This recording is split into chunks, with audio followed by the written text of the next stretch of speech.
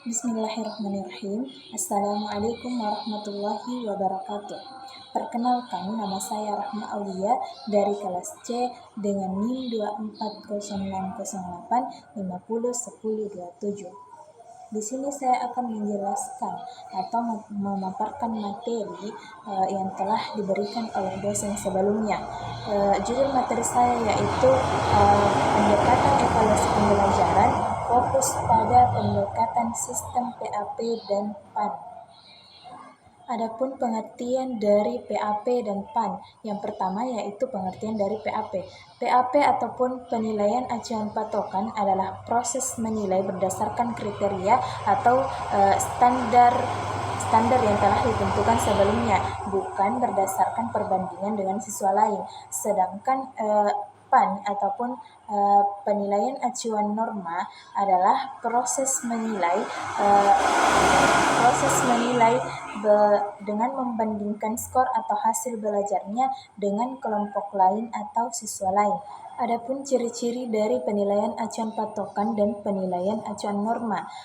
Ciri dari penilaian acuan patokan yang pertama yaitu kelulusan ditentukan oleh satu patokan atau syarat yang telah ditentukan, bukan ditentukan oleh ranking antar kelompok.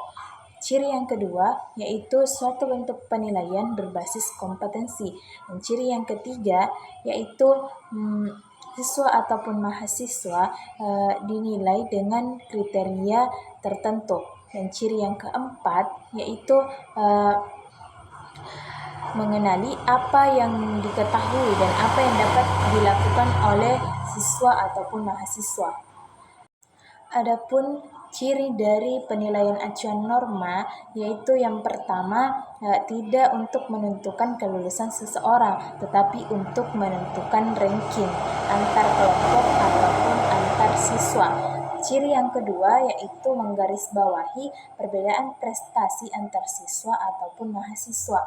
Dan ciri yang ketiga yaitu hanya mengandalkan nilai tunggal dan peringkat tunggal. Dan ciri yang terakhir atau yang keempat yaitu penilaian didasarkan dengan distribusi skor dengan menggunakan satu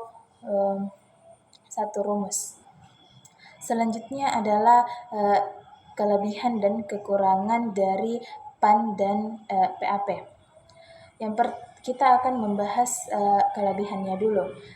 Kelebihan dari PAN atau penilaian acuan norma yaitu dapat digunakan untuk menetapkan nilai secara maksimal dan fleksibel, dalam artian dapat menyesuaikan dalam kondisi yang berbeda-beda.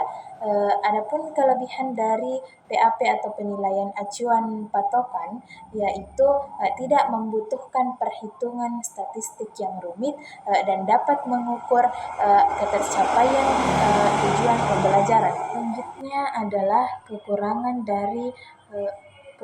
dari penilaian acuan patokan, yaitu sedikit menyebutkan kualitas pembelajaran dan tidak fair, karena prestasi siswa tidak hanya tergantung pada prestasi siswa itu sendiri, tetapi juga tergantung pada prestasi siswa yang lain. Dan kekurangan dari penilaian acuan norma atau PAN yaitu lebih menekankan hasil daripada proses dan beresiko mengembangkan daftar nama kriteria yang berkelainan. Mungkin hanya itu materi yang dapat saya sampaikan pada kesempatan ini. Lebih dan kurangnya mohon dimaafkan. Wassalamualaikum warahmatullahi wabarakatuh.